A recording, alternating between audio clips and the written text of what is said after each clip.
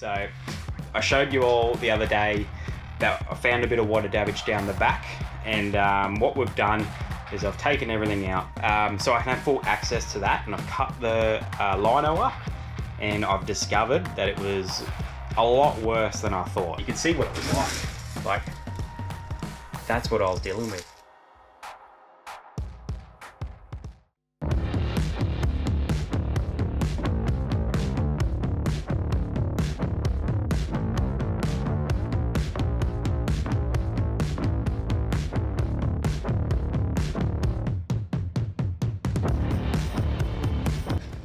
So I know I said that back bit was good originally, but it was not. Look at that. It's just got all black stuff on it from the water sitting. There's no point being in here going this far and then leaving a bit of timber with rot in it, because if it just happens again, I've got to come back in and do the whole thing. So I'm here now, I'll do it all properly.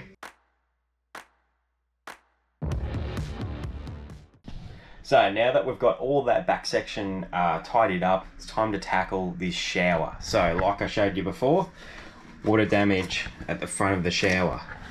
It's just a solid piece of ply that's been fiberglassed on the inside and then has the 3mm like laminate ply on the outside. So my idea is probably just cut it around here and replace the bottom section, because everything's so glued together with it being also fiberglassed on the inside. If I start trying to pull it apart, I could destroy the shower mold, which I don't want to do at all. So there are two options here. No, there's one option. I was thinking I might be able to go straight over the face with my new 3mm ply, but if I do that, then my moldings for my door won't fit over. So I'll cut out this bottom section and just replace that on its own. I think. I'll get into it, see how we go.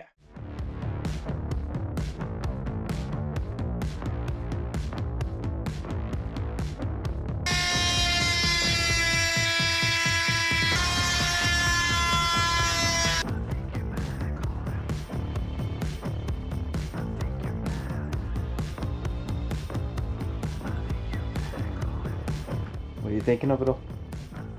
There's a lot to do. Yeah, there is.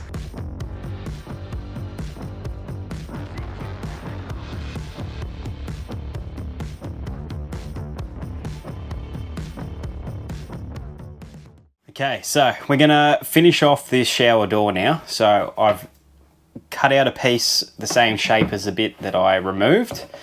Now, the problem I have is, as you can see, I've taken out as much as I can, but it's all up and down because this all is one piece. So I can't just remove it all to the fiberglass, because I'll end up putting a hole in the fiberglass, and it'll be too flimsy. It just won't be able to happen. So I've taken out as much as I can, or as much that I'm happy with, all the rotten timber. And I'm gonna sicker it up, put a lot of sicker on it, and I'm gonna use a heap of packers to pack it out to the right thickness so that I can then put the face on.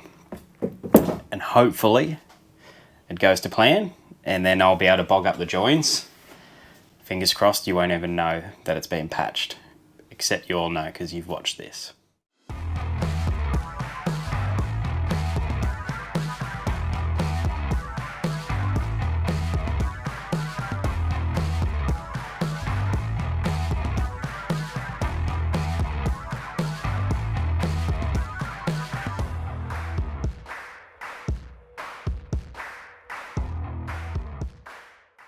Okay everyone, we're making good progress here. So I've got all this floor up, all cleaned up.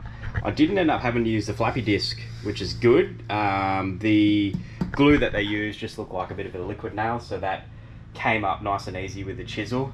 It's good that I didn't have to flappy disc it, because I'd have to repaint it, because I'd be exposing all the steel underneath. Now our next challenge is we need to fix up this framing here. So the frame up above it all looks okay.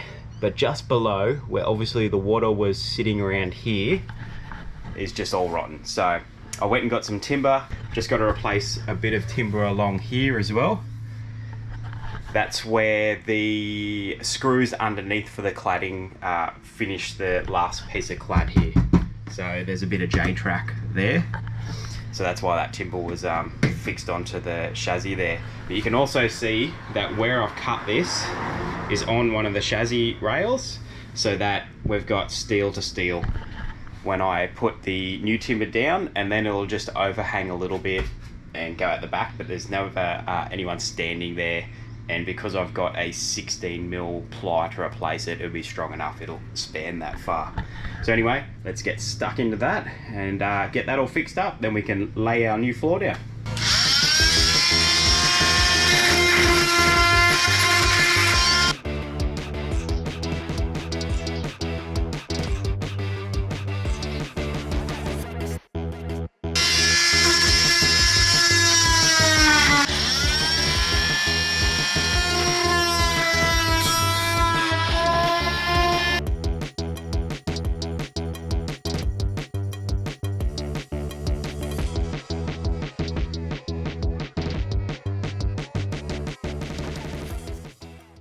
Just realised that before I line this tunnel boot, I need to cut in the access hatch. So I'll grab that.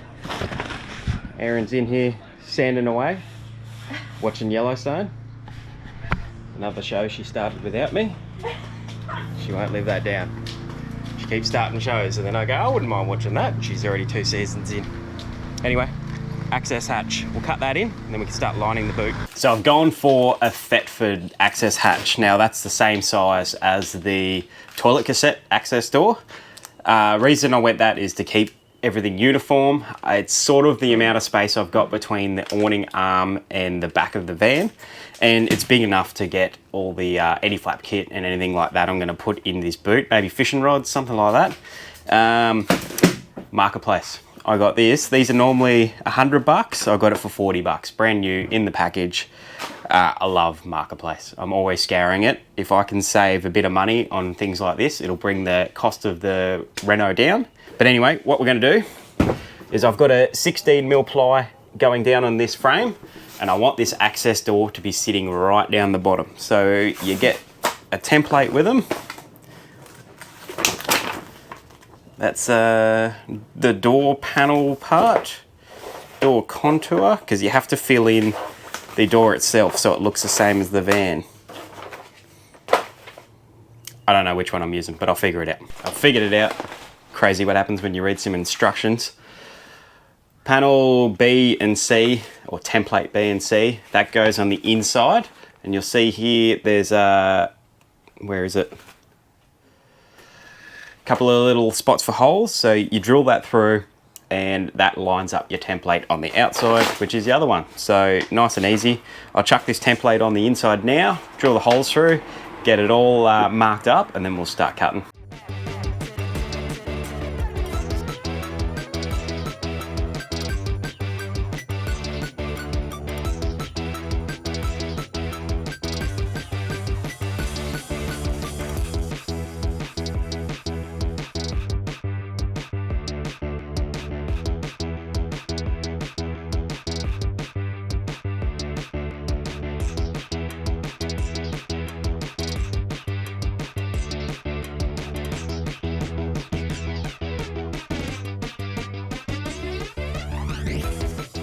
So I was wrong again. As it turns out, template B goes on the outside as well. Template A is for you to chuck on after you've drilled your holes to make sure it's going to clear everything. I didn't do that, so hopefully she works.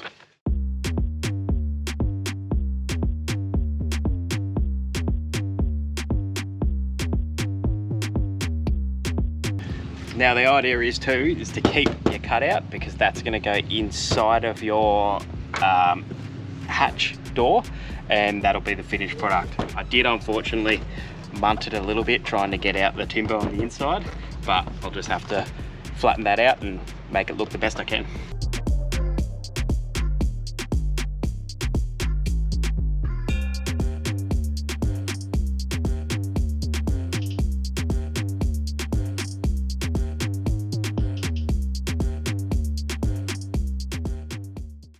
right, the moment of truth. Let's see if this fits and covers. Yes. Look at that. Perfect. So we're going to put that access hatch to the side now. We're not going to install it straight away because we have to frame up around it, and I'm going to finish the rest of the framing down the back here. Now, caravan frames are very simple when they're timber. Stapler, staples, that's all you need. Screw a couple of bits if we can't get staples into it, but quite simple. So I'm going to frame this out now, get ready to lay the floor, and then we can chuck that access hatch in.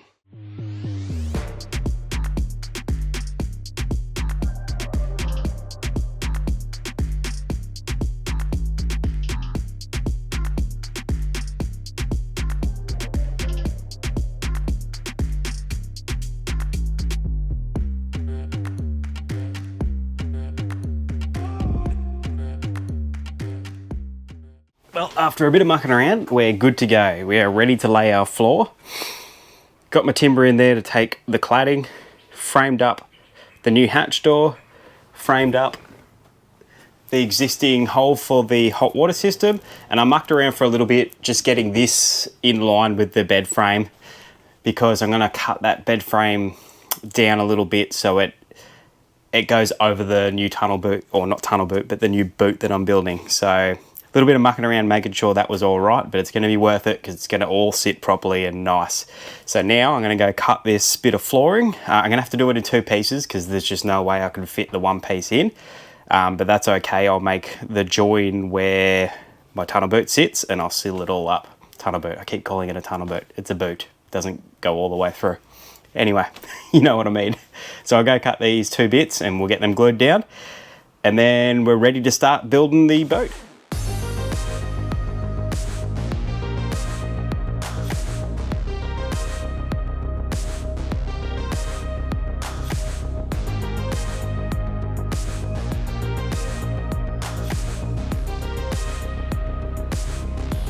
Righto, so while the paint on my ply dries, I'm going to chuck in this hatch and silicone it all up.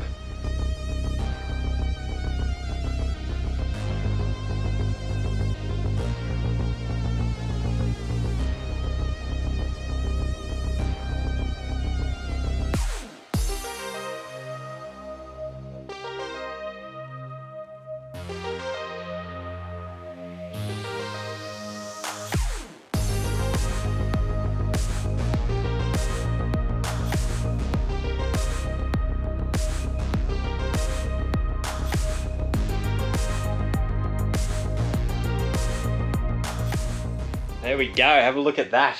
We've got a floor again. So it's come up pretty good. Now I'm ready to start framing around the boot, and I've still got to get over here and frame in the fridge. Got heaps to do.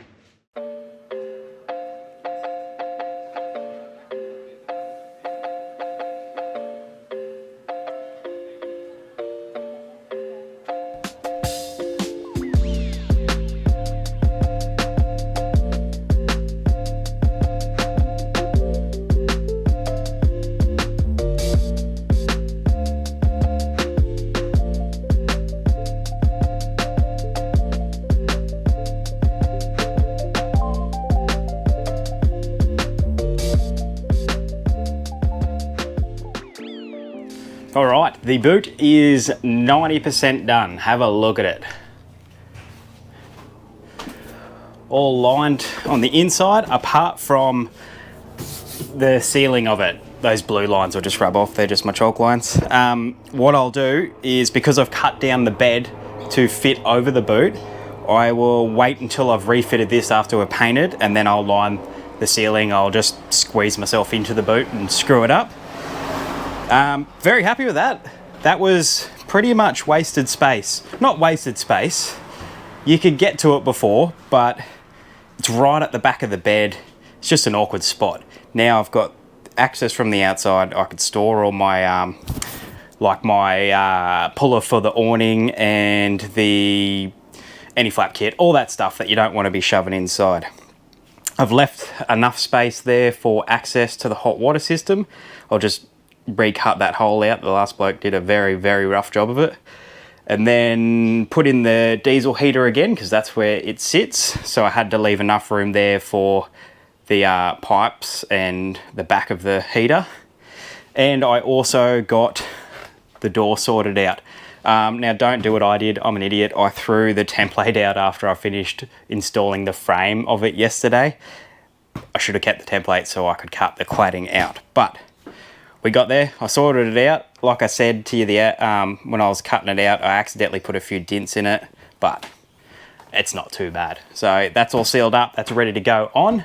And now I've got to move on to the fridge and get that changed basically so that it fits the new fridge, because it's a completely different size. So we'll work on this. We've got to make it narrower, move the microwave up, move the shelf up that was in there, and then that's good to go. I think we're going to have our first leak test right now. It's just started absolutely flogging down. So far so good though. I mean, it's calmed down a little bit now, but it was just hammering. Water, like you can see how much that is leaking down that window. A minute ago it was like a waterfall there. So yes, good test. I can figure out if I've sealed up that roof good enough, and then also with all the solar going on since then, if any of that's leaking. So yeah, happy days.